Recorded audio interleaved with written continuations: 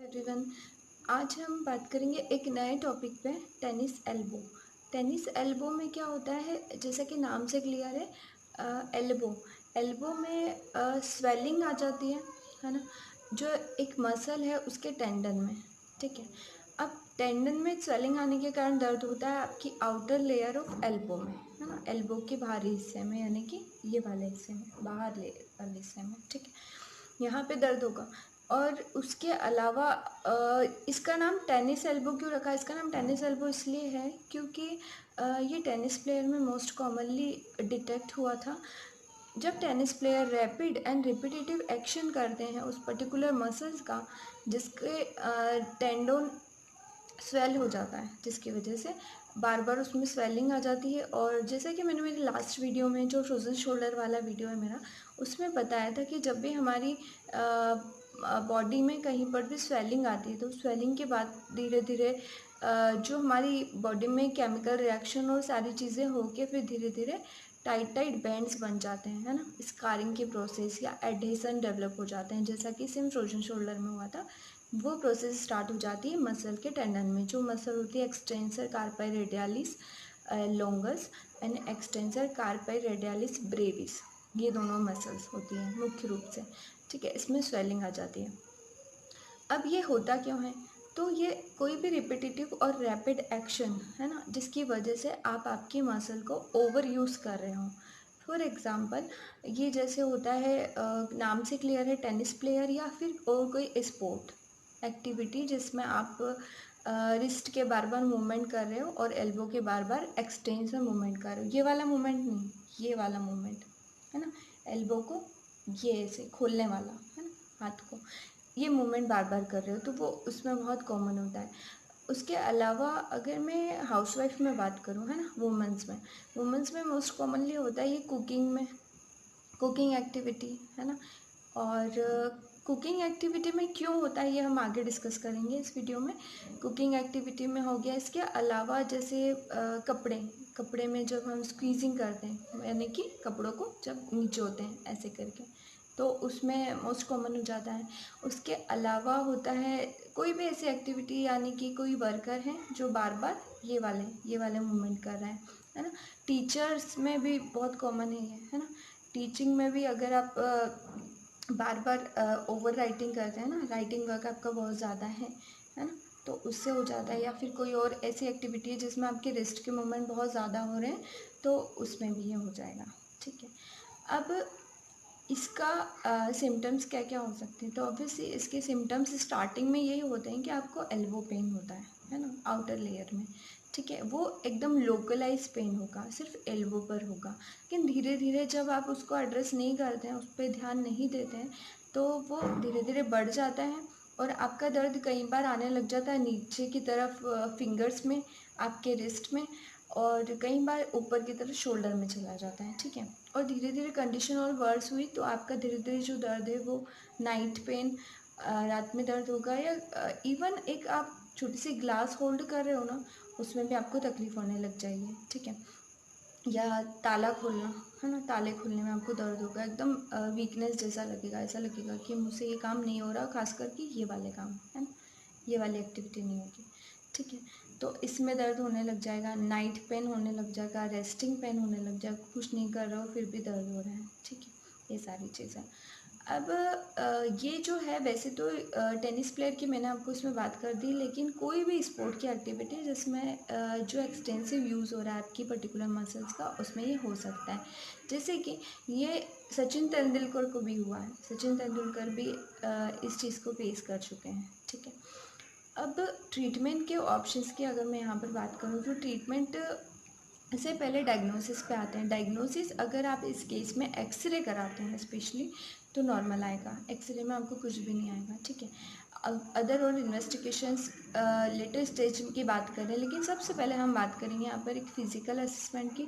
तो physical assessment में कुछ स्पेशल टेस्ट होते हैं मसल्स के, टेंडन के। ठीक है, वो सारे टेस्ट करने से पेन की लोकेशन से आइडिया लग जाता है कि आपको टेनिस एल्बो है, या फिर जो हमने पहले वाले वीडियोस में डिस्कस किया है सर्वाइकल स्पॉन्डिलोसिस या फिर सर्वाइकल रेडिकुलोपैथी का पेन आपका नेक से होकर यहाँ आ रहा है ना, ये डिफ्रेंशिएट हो जाता है फिजिकल असेसमेंट में। ठीक है, उसके बाद में एक आपका कन्फर्मेटरी टेस्ट हो गया कि आपको टेनिस एल्बो है। अब हम बात करते हैं ट्रीटमेंट की।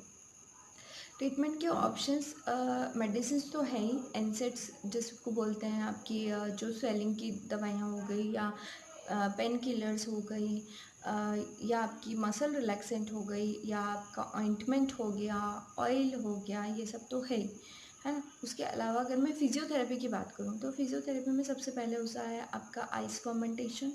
ठीक है, बहुत ज़्यादा इफेक्टिव होता है आइस फर्मेंटेशन इस केस में।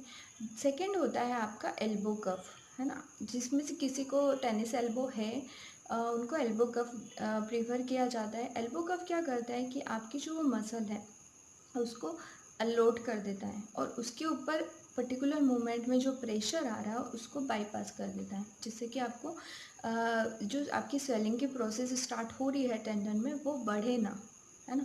और साथ ही साथ इलेक्ट्रोथेरेपी, है ना, अल्ट्रासाउंड या और सारी मशीनें, लेज़र थेरेपी हो गया, ये सारी चीज़ें आपकी पेन रिलीफ, आपकी हीलिंग प्रोसेस, इन सारी चीज़ों में हेल्प करेगी।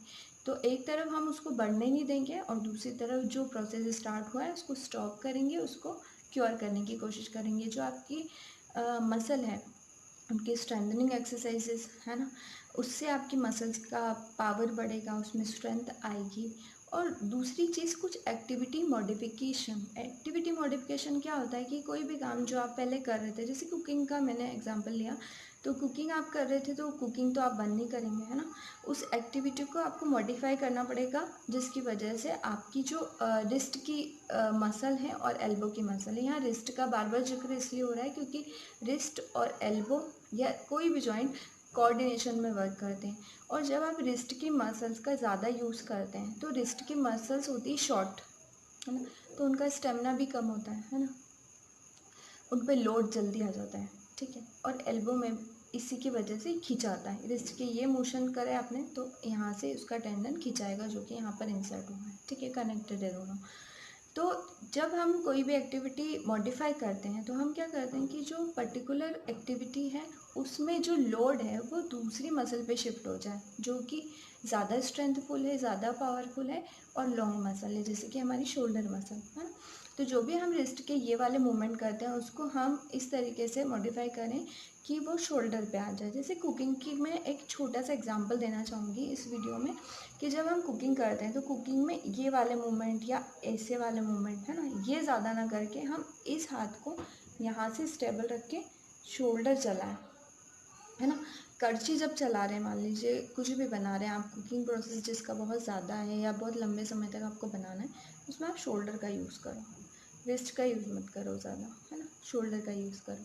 सेकेंडली, टेनिस एल्बो में जैसे स्पोर्ट्स की अगर बात की थी, तो स्पोर्ट्स में अगर ऐसी कुछ प्रॉब्लम आती है स्पोर्ट्समैन को, तो उनका जो फिजियोथेरेपी का प्रोसीजर है वो अलग होता है, क्योंकि उनकी स्ट्रेंथ ज़्यादा होती है और उनकी एक्टिविटी वही होने वाली है ना, प्ले तो वो करेंगे ये आगे जाके, तो उनका जो पूरा प्रोसेस होता है वो अलग होता है नॉर्मल से। ठीक है, उसके अलावा जो आप कर सकते हैं वो होता है एक रेस्ट देना, है ना, कुछ टाइम के लिए रेस्ट मोमेंट रोकने होते हैं तब तक कि जैसे कि आपकी स्वेलिंग की प्रोसेस चल रही है अगर अंदर, तो रेस्ट मोमेंट आप स्टॉप कर देंगे तो जो स्वेलिंग की प्रोसेस है वो बढ़ेगी नहीं आगे जाके, है ना, और वो आगे जाके फिर एडिशन नहीं बनेंगे, बैंड्स नहीं बनेंगे। और अगर किसी को बैंड्स बन गए हैं, प्रोग्रेस कर गया है प्रॉब्लम, तो उसमें क्या होता है कि एक फ्रिक्शन टेक्निक होती है जिसमें आपके जो जहाँ बैंड्स बने हैं आपको और जो टेंडन है उसके वहाँ पे एक ट्रांसवर्स फ्रिक्शन क्रिएट करते हैं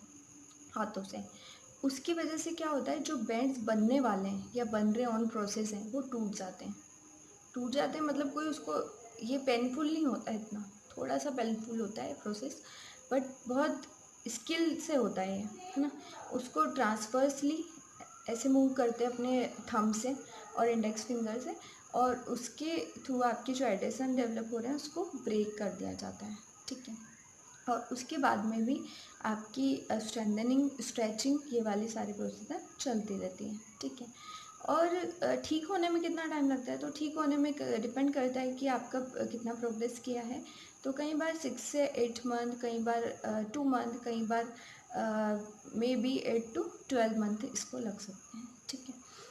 उसके बाद में दूसरी चीज़ ये है कि क्या नहीं करना है ना, क्या नहीं करना है, कौन सी एक्टिविटी स्टॉप करनी है और कौन सी एक्टिविटी में प्रिकॉशन लेने हैं।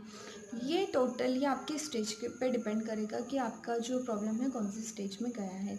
तो मैं इसके लिए यही एडवाइस करूँगी कि आप प्रॉपर कंसल्टेंसी लें, है ना, फिजियो से, और उसी के बाद में आप उनको ही कंफर्म करने दें कि आपका क्या डायग्नोसिस है और उसके अकॉर्डिंग क्या प्रोसेस है, ठीक है। सेकेंडली, हाँ, कुछ लोगों को प्रॉब्लम आ रही है कि नोटिफिकेशन नहीं मिल रहे हैं मेरे वीडियोस के। तो उसका रीज़न ये हो सकता है कि आपने मेरे चैनल को सब्सक्राइब तो कर लिया है, लेकिन आपने जो बेल आइकन है उसको प्रेस नहीं किया होगा। तो जब आप सब्सक्राइब करते हैं उसमें बेल आइकन का ऑप्शन आता है, उसमें आपको ऑल पे सेट करना है उसको, तभी जाके आपको मेरी वीडियो के नोटिफिकेशन टाइमली आएंगे।